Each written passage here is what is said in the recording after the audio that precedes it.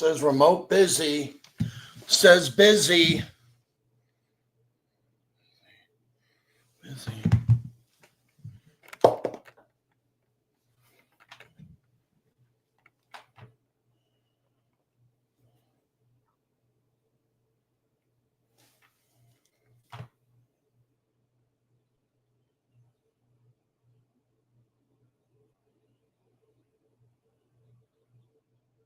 You connected? Hey, guys.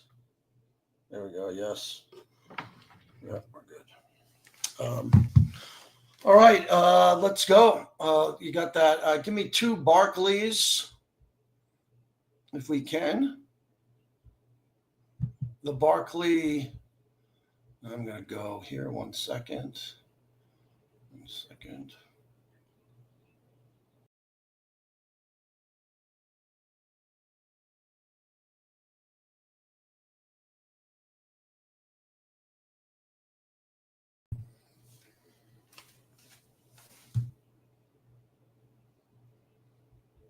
Hold on.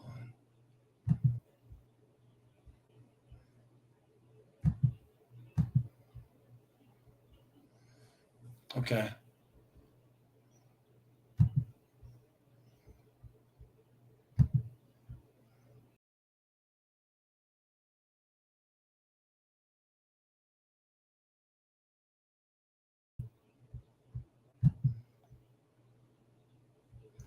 Okay. And give me 1 Stephen A.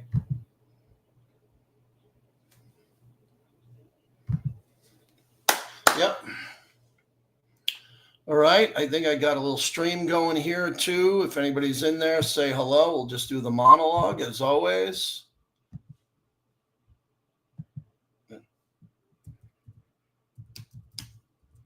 Okay. Okay.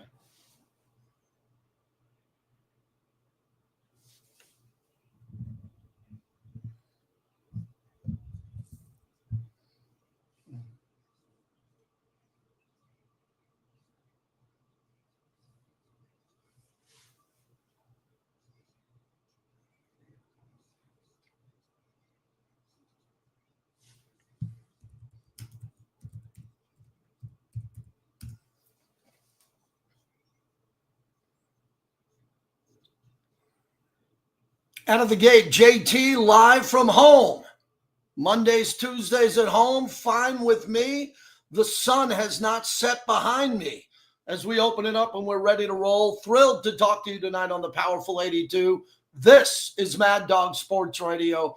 The satellite is working in your city. You should want to talk with me. You should want to sound off like you got a pair. It's my first show since my Knicks were eliminated, and my first show here on this platform since my Yankees lost 2 out of 3 to the Dodgers at Chavez Ravine, and a lot more going on here. Welcome to the dead zone of sports radio, something I embrace when other radio hosts run and hide. I'll take a vacation and let you know when we do this, but this is when you got to roll up your sleeves. You got to get to work. You can mail it in and do ice cream flavors and favorite ballparks and even Pete Rose topics every day, even though I respect Pete and I got a lot to say with Pete. We grind through the summer here and give you pure sports talk. What do I mean by that? I'm a sports guy. I do sports talk. If I wanted to be a comedian, I'd go on the comedian channel on Sirius XM, or I do news and politics, which I could do blindfolded. Here, I don't know if I have you for 20 minutes. I don't know if I have you for all 3 hours. I want to hear from you, and I want to talk sports. And you should know what you want to talk about by now. I'll go and do 3 20-minute monologues. I'll put it up against anybody. And then we want to hear from you on the phones at 888-623-3646 is the number. And there's a lot to talk about in sports all the time. But we tend to, once the calendar turns to June, we tend to beg for August and September for football. We wait around. Look, we got the Stanley Cup Final. If you're a hockey fan, you're going to watch Edmonton versus Florida, but 2 major small markets. Remember, Florida doesn't play in Miami. They play in Sunrise, Florida, and Edmonton plays in Edmonton. And I've been to Canada a bunch, and I've never been to Edmonton.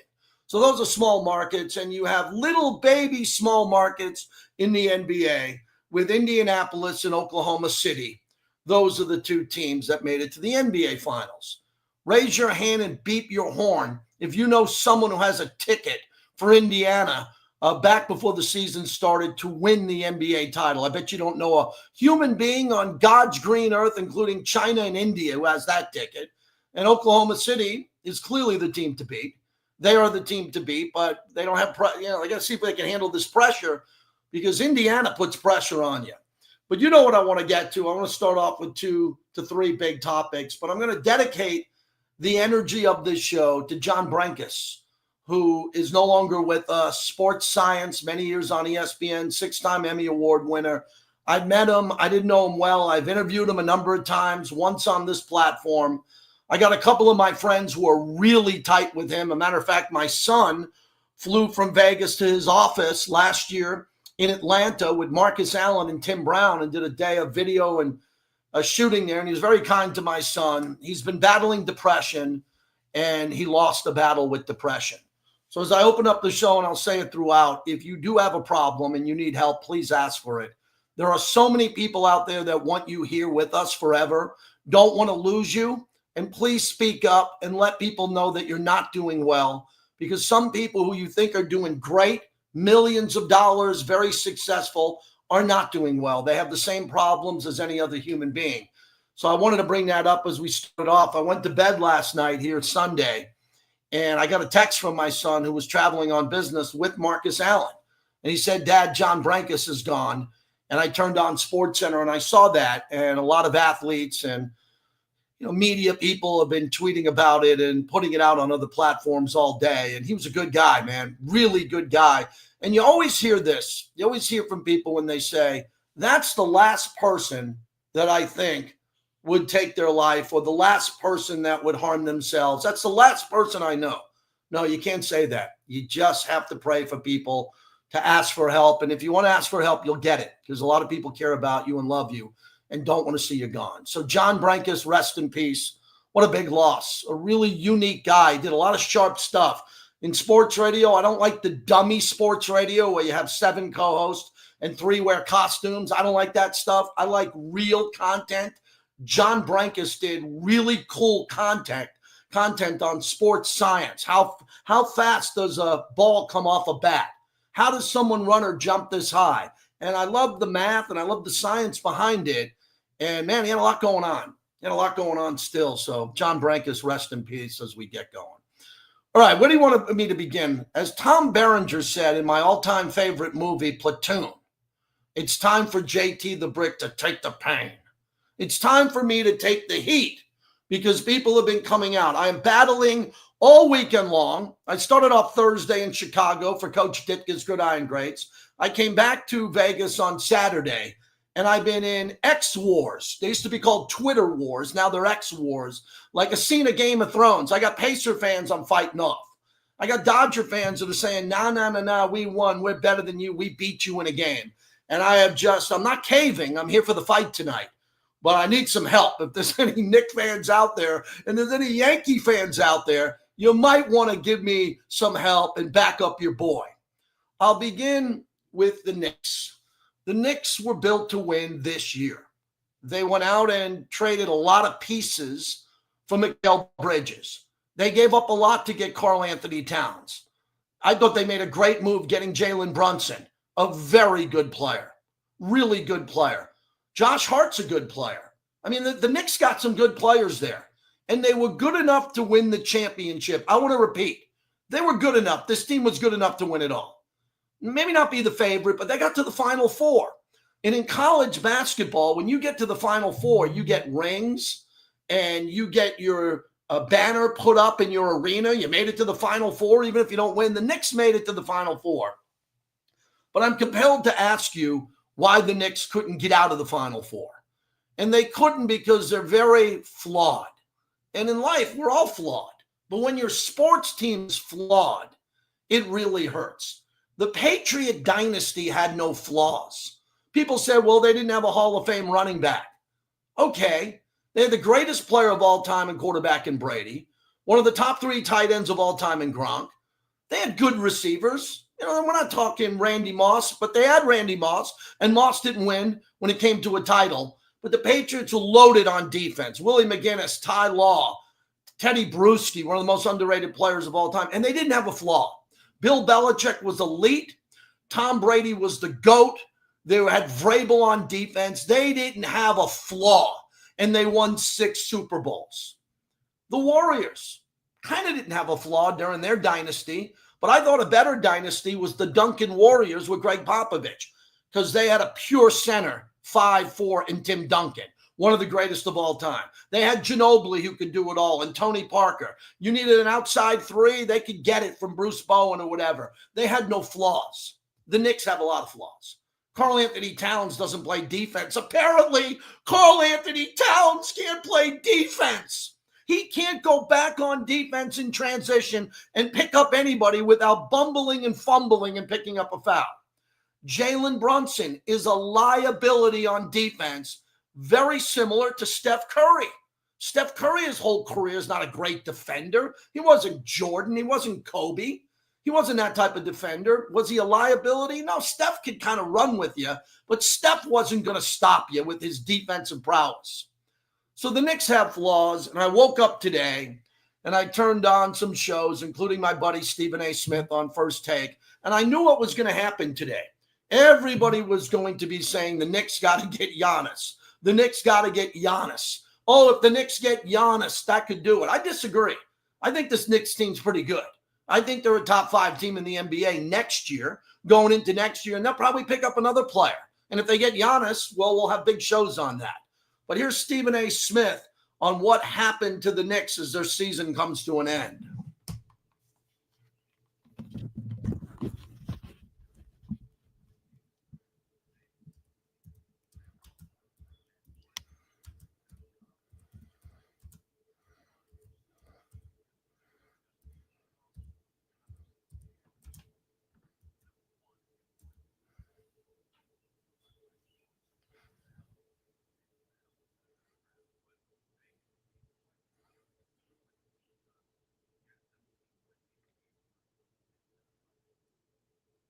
All right, so I think that's some pretty good analysis on what happened to the Knicks. Remember what would have been tonight. If the Knicks won game 1 of the Eastern Conference Finals where they're up 14 points with under 3 minutes, game was over. Game was absolutely over. They're up 9 with under a minute to go. Game is over. If the Knicks can't win game 1, we got a game 7 tonight. I'm sitting here tonight and we got the Knick game on. That's better than listening to me, and I think I'm pretty damn good. We'd have the Knick game on right now in game 7. We don't.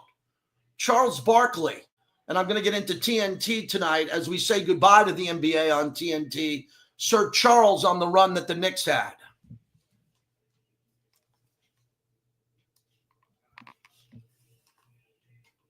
You know, they got to improve their bench.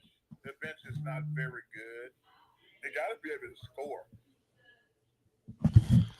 All right, so you just heard Sir Charles on the flaws of the team and the bench and what they have to do there. So, look, I don't want to do a Knicks post-game show, but I wasn't on when the Knicks were eliminated. And when it came down to that, I'd just like to get your opinion on a really important topic in sports. I think this is a great topic for tonight. When your team comes up short, this is very important. Listen, please. Your team comes up short. Do you want to blow it up and change it completely, or do you just want to tinker with it and do a little bit? I'm on the side that I don't think you blow up the Knicks. I don't think you get rid of a whole bunch of guys unless it's Giannis Antetokounmpo.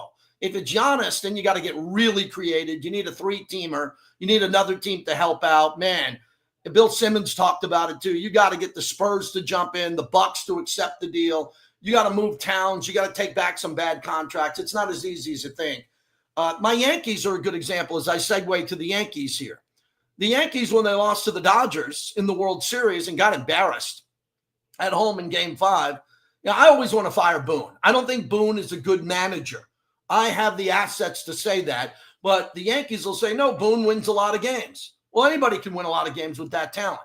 So other than getting rid of Aaron Boone, who I think does not have a voice anymore, I think his voice is tired, I wouldn't blow up the Yankees. You got Judge, Garrett Cole's going to come back, but you go tweak the lineup. You bring in an extra relief pitcher. You go out there and get a bat. You bring Grisham in. You do something. You figure something out here. LeMahieu comes back healthy. And then you try to go at it again. But after seeing the Yankees, watching it predominantly, my son went to game 1. when you see the difference between the Yankees and the Dodgers, you know my big takeaway is? The rest of baseball should be pretty upset at how good and how big the payroll is for the Yankees and the Dodgers, who have a much bigger payroll than the Yankees. So here's a Shohei Ohtani home run as Ohtani and Judge. Judge played pretty well early in the series. Ohtani and Judge didn't show up on Sunday, getaway day. But the sound of a home run in Ohtani was the difference in the series for LA. Mile high into the air, way back to right. Aaron Judge at the wall. He leaps. He cannot bring that one back. Shohei Ohtani with his second of the game, 22nd of the year. And the Dodgers are within 2. So the Dodgers get it done there on Dodgers radio, and the Dodgers came back. And the Yankees lost the game 18-2 in the series. So I know we have a lot of Dodger and Yankee fans. Here's what I want to say about the battle between the Yankees and the Dodgers. If you talk to a Dodger fan, the Dodgers have a great, proud past. It includes Don Drysdale, Roy Campanella, Pee Wee Reese, Jackie Robinson, Don Drysdale, Sandy Koufax, maybe the most dominant pitcher of all time, including Bob Gibson and just a handful, Nolan Ryan, whatever it is. Dodger fans don't want to talk about their past anymore. You know why?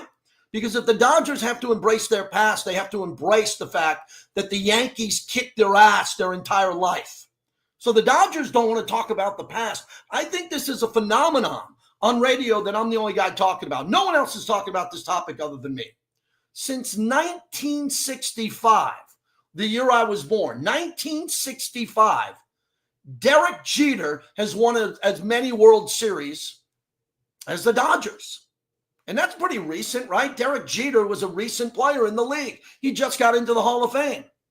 So the Dodgers have won 2 recent World Series, and the Dodgers believe that they're the greatest team in baseball. Do you know that Buster Posey and Bruce Bochy won 3 World Series together in San Francisco, more than the Dodgers have in this new modern era that they're in now with their Mookie Betts and Shohei Ohtani? Do you also understand that Bucky Dent, the shortstop for the Yankees, has 1 more World Series ring than Shohei Ohtani? Don't tell a Dodger fan that, they'll lose their mind. So a lot of Dodger fans are beating me up, and they come on Twitter and they say, we're the best team. We're the best team. You dropped the fly ball, Judge. We beat you 2 out of 3. You're right. I am here tonight to say the Dodgers are the best team in baseball. I don't know if the Yankees are the 3rd or 4th or 2nd. They're somewhere in the top 5. But another big topic I want to get in tonight is you cannot erase the past. If you are 22 and 23 years old and you think that modern sports consist of Steph Curry, right? You look at Shohei Ohtani, that's great. That's the era you're living in. You're living in a pretty good era. It doesn't mean we're going to forget the past for you. So I will never lose an argument with a Dodger fan the rest of my life, because I'm pretty sure with the Yankees having 27 world championships to the Dodgers 8, the Dodgers will never catch the Yankees in your lifetime, your kids' lifetime, and if you ever have grandkids, they will never catch the Yankees. But the Dodger fans have the right to beat me up because they're winning the World Series. Yankees can't get Freddie Freeman out. They can't get him out. And Ohtani and Judge are going back and forth. I remind people Judge is 90 points ahead of Ohtani, and Dodger fans just act like children and send you gifts. Is that what you call it, a gif of Judge dropping the ball in center field? So that's it. That's some of the things I wanted to get into the monologue. We touched on the death of John Brankus. Knicks are eliminated. Dodgers over the Yankees. Oh, Scotty Scheffler had an unbelievable win at the Memorial. A little bit later on, we have some fresh Jack Nicklaus sound where Jack was unbelievable. Next to Scotty, sitting next to Scotty, Jack Nicklaus pretty much said, well, you don't really got to worry about it. You have no competition. He said it in a roundabout way, respectfully, but it was a really good shot for Jack at Live Golf and the rest of the golfers who were trying to chase Scotty Scheffler, which is really unique. Scotty Scheffler's got a lot of Jack Nicklaus in him. Jack and Barbara, Scotty and his wife and kid. Scotty's traveling with his young child on the road. There's a lot of Jack and Scotty going on, and I love that a lot because I like to talk about golf, and we'll get into that. In regards to the NFL, I think that Frank Ragnow, the center for Detroit, retiring is a massive story because Detroit could win the Super Bowl this year. If you're going to replace all-pro center, a Pro Bowl center with a rookie, you know what defensive tackles do to rookie centers? They take them, they pick them up, and they break them in half over their knee. And Detroit's really good. As I mentioned on the other show, I don't know if I mentioned it on this one, I believe that there's only 6 teams, possibly 7, but I have 6 teams tonight, and the show is tonight. Welcome to June 2nd. Have I got that right? Yes, June 2nd. Here are the teams that have Super Bowl rosters in the NFL, which means if they played starting today in June, these are the only teams that I think have the players to go compete and win a Super Bowl. That would be the Buffalo Bills, the Baltimore Ravens. I don't want to include Cincy. I'm not a Cincy guy. I don't like their roster at all. I love Burrow and their receivers, but not the rest of the roster. So I have the Bills, I have the Ravens, I have the Chiefs in the AFC. Those are the 3 teams there. In the NFC, I have the Eagles, I have the Lions, I have the Vikings. That is 6. I don't include Tampa Bay. The only other team I would consider, one of the 2, would be the Commanders or the Packers. I think the Packers have enough. They do. They have a really good team. But I only mentioned 6 teams. I might go to 7 who can win the Super Bowl, and Detroit's one of them. And their star center is retiring. Now, don't tell me that the Chargers are going to win the Super Bowl. I have never won anything in your lifetime. They're getting a lot better, and the same with the Denver Broncos. Denver Broncos were a dumpster fire 2 years ago. Easy on that. And I left out Houston because I think if Houston played in the AFC West, they'd be in 3rd or 4th, but they're able to feast on a division there. So I gave you a lot there. I'd like you to jump in and match my energy. That's all I really ask you to do is match my energy as we open up the show. 888-623-3646. Someday I will come into my studio and all the phone lines will be full. And after the show that night, I will retire from radio. I will quit. I will call all my bosses and say, I'm done. I've hit the Everest, the mountaintop of my career. Until then, I remind you that you're not ready for me because I started 20 minutes ago, and wake the hell up. 888-623-3646. Purnell put together an unbelievable show. Today we have Hall of Fame voter Howard Balzer, one of my favorite NFL guests, and one of the toughest basketball players, a champion in his heyday, Rick Mahorn of the Bad Boy Pistons. He will join us, and the NBA Finals are set. The Pacers and the Oklahoma City Thunder, your home for every moment is Sirius XM. NBA Radio, that's channel 86. NBA Radio will bring you coverage from every home game starting Thursday. Game 1's in Oklahoma City. So join NBA Radio as we get you ready with exclusive interviews, expert analysis, and insight from legends around the league. Stay locked in for every play, every angle, and every story for the NBA Finals, only on channel 86 or wherever you are on the Sirius XM app. Welcome to summer. I love summer. It's Vegas. We're going to be boiling hot. Hey, man, you East Coasters, you've lost Memorial Day and week number 2 for rain. Hey, man, get on a flight and come out here, man. I'll get you in a pool party with Babs and I, and you'll have a great summer. JT live from Vegas on Mad Dog Sports Radio.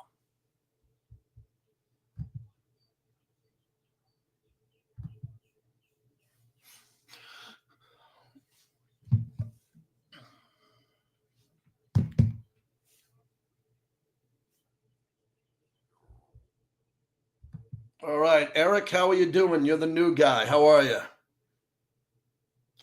you? Eric, yes, you did a nice job in the monologue. The show's pretty easy. You can play sound bites coming out of the break. I like longer music beds, not short. I like longer music beds, 20, 30 seconds, not 5. And when we get to the top of the hour, just make sure you get in my ear and give me a 30 in my ear. That's it. We're good to go. And Purnell, we got Rick Mahorn at the bottom of the hour.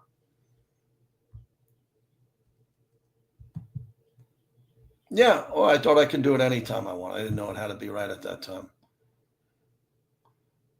Got it. And Jeremy Huber on the updates.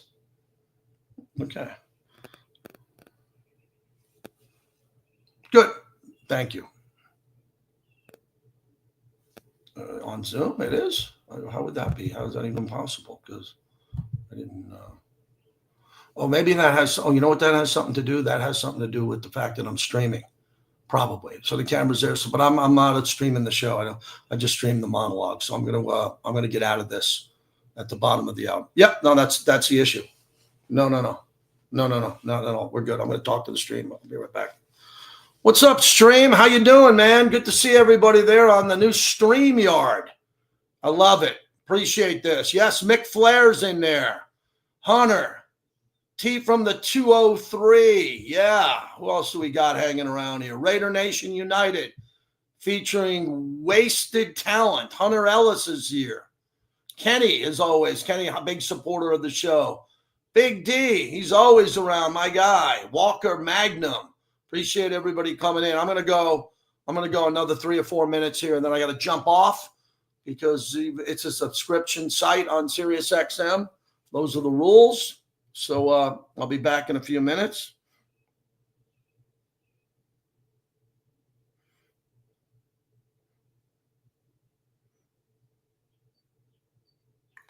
All right.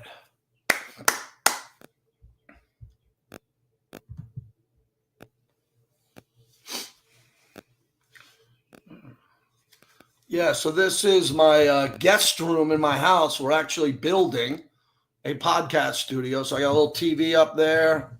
This is where mom and dad and the people come who visit stay. Throw up the computer, throw on a light, and do a little stream. So that's what we're doing here.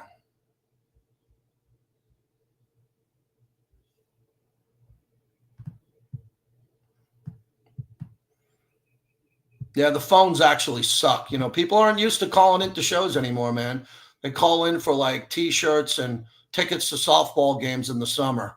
So I was the best caller in sports radio. I know what it's like to make a call, but it doesn't seem to happen this time of year. And we don't need calls. We have me for 3 hours, so we're good. If you want to get in, you can call. I'll drop it in here before I check out.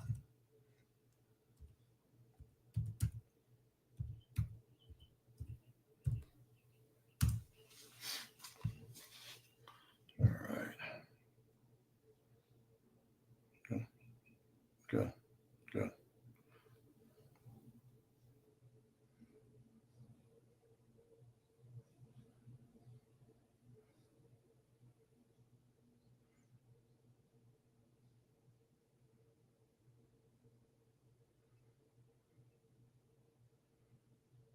Mm-hmm.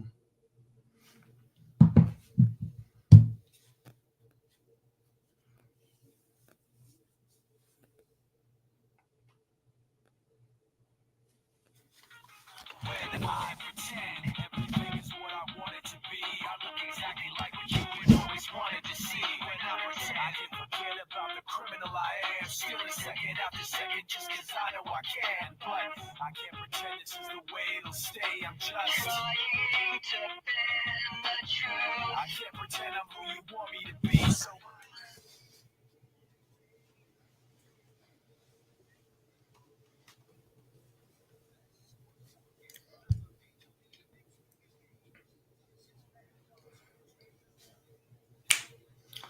All right, Rick Mahorn will join us in a few minutes, and we'll preview the NBA Finals. Look, I got guests on to preview the NBA Finals here over the next week or two, so we'll do that. We'll do our part. The most important part is, will you be watching? I did a show earlier today on this new ESPN streaming for $30 a month, and you won't believe how many people are not going to pay that type of money. And you won't believe how many people don't watch sports on platforms that you think are watching sports.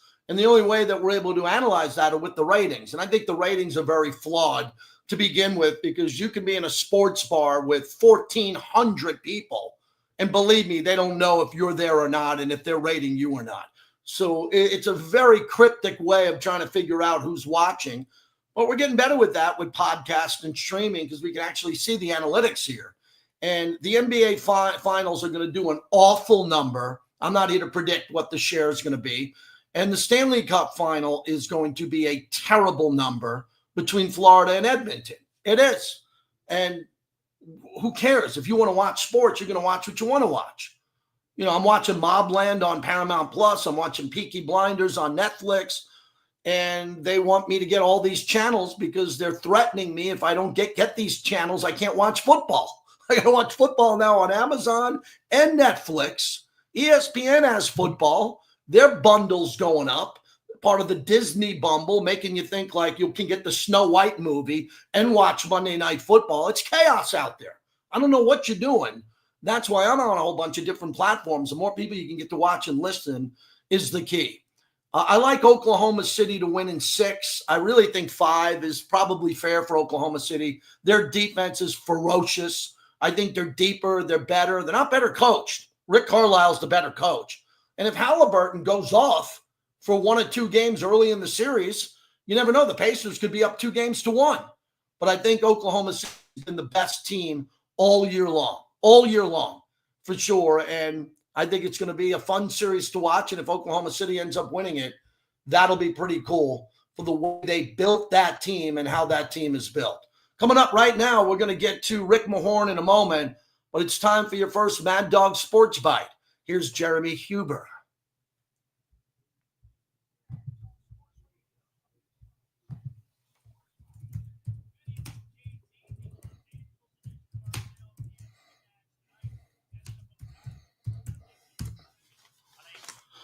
Thanks, everybody. 30 minutes. How great was that? That's what you want, the 30-minute monologue. You got it. Now run with it. I'll talk to you tomorrow. Oh, I'm off tomorrow. Woo, I got a day off tomorrow. I'm going to golf. I'll talk to you tomorrow night right here. We'll do it again. Same time, 7 p.m. Pacific, 10 Eastern.